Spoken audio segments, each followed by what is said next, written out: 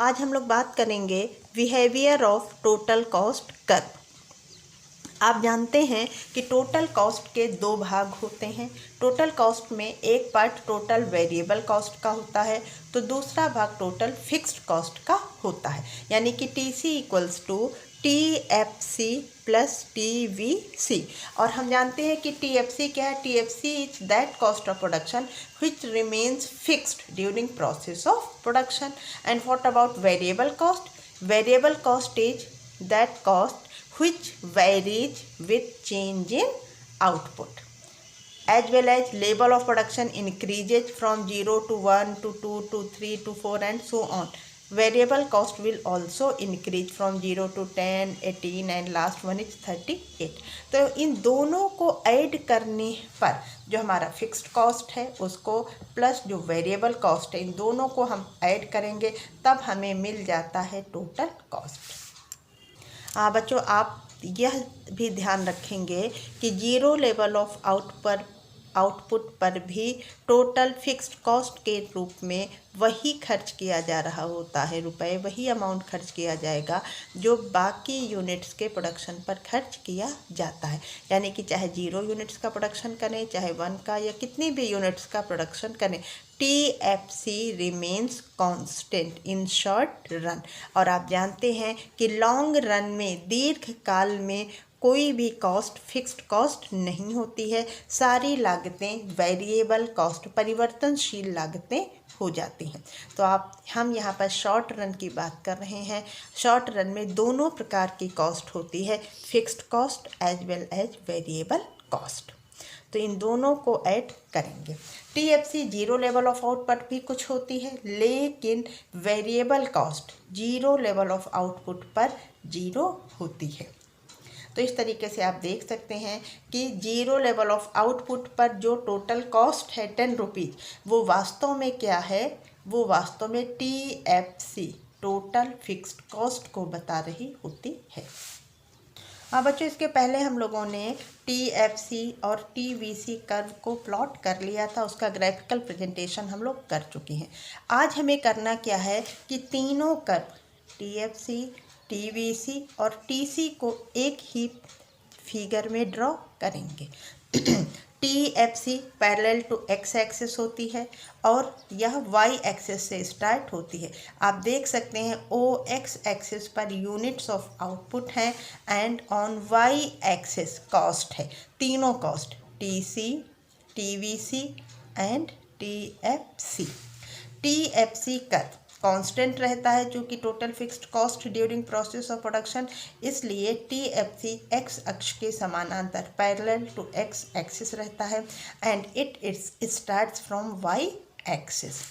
TVC के विषय में आप पढ़ चुके हैं कि it will start from origin. Initially it is concave to the origin and then becomes convex to the origin. Point of inflection के बाद कर्व शेप अपना चेंज करता है। शुरू में concave to the origin, that means TVC increases with decreasing rate and then it becomes convex. Convex part of TVC curve shows that total variable cost is increasing with increasing rate. जैसा कि आप जानते हैं कि TC क्या है, TC TVC और TFC का एडिशन होती है, यानी कि हम जब इसको और इसको ऐड करते हैं तब हमें TC मिलता है। Variable cost point of origin से शुरू हुई, क्यों? क्योंकि वेरिएबल कॉस्ट जब हम जीरो लेवल ऑफ आउटपुट का प्रोडक्शन कर रहे हैं उस समय यह भी जीरो है, लेकिन हमारी TFC पॉइंट ऑफ ओरिजिन से ना शुरू होकर Y एक्सेस के पॉइंट 10 रुपीज से शुरू हो रही थी, क्योंकि TFC ओवरहेड कॉस्ट होती है जो कि किसी भी प्रोड्यूसर को प्रोडक्शन शुरू करने से पहले ही कर देना पड़ता है।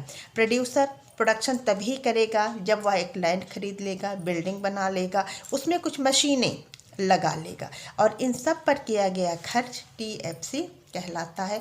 यानी TFC एक ऐसी लागत होती है, वह खर्च होता है जो प्रोड्यूसर को पहले ही करना पड़ता है। इस वजह से TFC zero level of output पर भी 10 रुपीज़ के बराबर रहेगी और ये तब तक 10 रुपये ही बनी रहेगी जब तक कि इस फिक्स्ड फैक्टर का फुल यूटिलाइजेशन नहीं हो जाता है। और अल्पकाल में हम नई मशीन या नया प्लांट खरीद नहीं सकते हैं, इस वजह से टीएफसी हमेशा कांस्टेंट बनी रहती है। टोटल कॉस्ट हमारा वाई एक्सेस से स्टार्ट होगा और वाई एक्सेस के उसी पॉइंट से स्टार्ट होगा जहां से हमारा टोटल फिक्स्ड कॉस्ट कर्व शुरू होता है। क्यों? क्योंकि जब जीरो लेवल ऑफ आउटपुट था उस पर टीएफसी और टीसी दोनों एक दूसरे के बराबर होती हैं। क्यों बराबर हो रही हैं? क्योंकि इन दोनों का डिफरेंस हम किसके द्वारा करेंगे?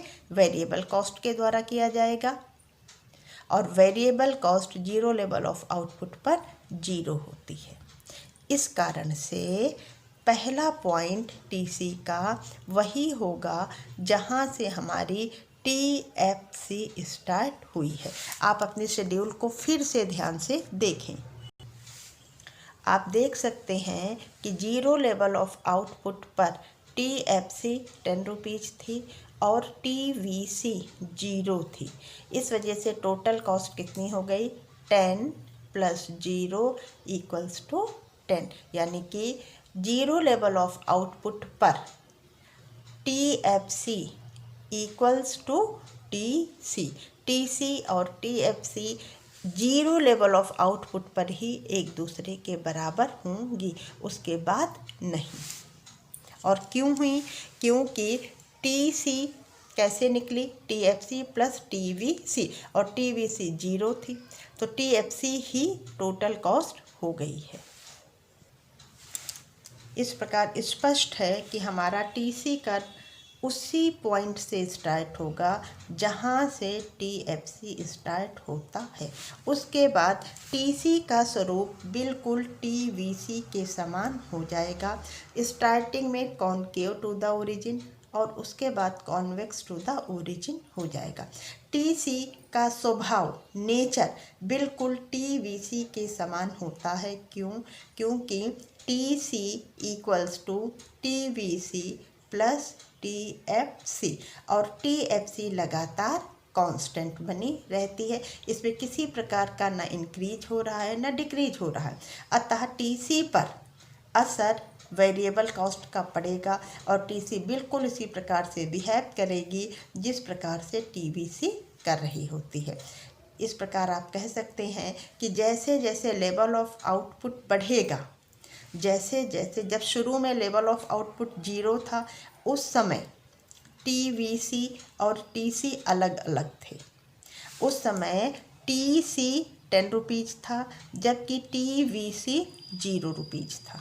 कोई टीवीसी के रूप में खर्च नहीं कर रहे थे। लेकिन जैसे जैसे प्रोडक्शन बढ़ेगा 1 unit, 2 unit, 3 unit, 4 unit and so on, वैसे वैसे टीसी और टीवीसी बिल्कुल एक जैसे स्वभाव के होते जाएंगे। इन दोनों के बीच का गैप आप देख सकते हैं कि बिल्कुल एक जैसा कांस्टेंट बना हुआ है। यानी कि आप एक लाइन में कह सकते हैं कि TC is parallel to TVC. इन दोनों के बीच का गैप बिल्कुल एक समान होता है। ये दोनों एक दूसरे के समानांतर होते हैं और इन दोनों के बीच के गैप को हम नाम देते हैं टीएफसी। इन दोनों के बीच का गैप टीएफसी कहलाता है। बच्चों, इस ग्राफ से आपसे एग्जाम में कई प्रश्न पूछे जा सकते हैं। जैसे आपसे पूछा जा सकता है कि टीएफसी कहाँ से स्टार्ट होगी, तो आप बताएंगे it will start from Y axis. पूछा जा सकता है टीवीसी कहाँ से स्टार्ट होती है, it will start from point of origin. क्यों स्टार्ट होती है? क्यों TFC point of Y axis से शुरू हुई? या आपसे पूछा जा सकता है कि टीसी का ओरिजिन पॉइंट कहाँ से होगा? या आपसे पूछा जा सकता है, एक स्टेटमेंट दिया है कि when level of production as well as level of production will increase, gap between TVC and TC becomes constant. Is it true or false? Explain. तो आप ये ग्राफ बनाएंगे और बता देंगे कि इन दोनों के बीच का गैप कांस्टेंट बना रहेगा पैरेलल, एक दूसरे के समानांतर होंगी, बिल्कुल एक जैसा नेचर होगा। सिर्फ दोनों में जो अंतर है वो होता है पॉइंट ऑफ ओरिजिन का। एक का पॉइंट ऑफ ओरिजिन 0 से होता है तो दूसरे की शुरुआत वाई एक्सिस से होती है। बाकी ये दोनों बिल्कुल एक समान होती हैं, नेचर भी एक जैसा है, स्वरूप एक जैसा है, बिहेवियर एक जैसा करेंगी। जो अंतर है वो मात्र स्टार्टिंग पॉइंट का होता है। इन दोनों के बीच के अंतर को हम TFC का नाम देते हैं। आपसे पूछा जा सकता है कि gap between TC and TBC, ये फिगर बना है, आपसे कहेंगे इसके बीच का ये जो गैप है इसको क्या नाम दिया जाता है, तो आप बताएंगे कि इसको हम TFC के नाम से जानते हैं। आपसे पूछा जा सकता है कि क्या TFC 0 होगी, ट्रू और फॉल्स।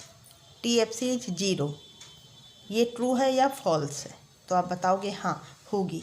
आपसे पूछा जा सकता है कि क्या TBC 0 हो सकती है, आप कहोगे हाँ TBC 0 हो सकती है, लेकिन TFC कभी भी 0 नहीं होती है। क्यों नहीं होती है? क्योंकि उत्पादन शुरू करने से पहले ही हमें लैंड, मशीनरी इत्यादि पर खर्च करना पड़ता है। तो बेटा ये था आपका behaviour of TC, TBC and TFC।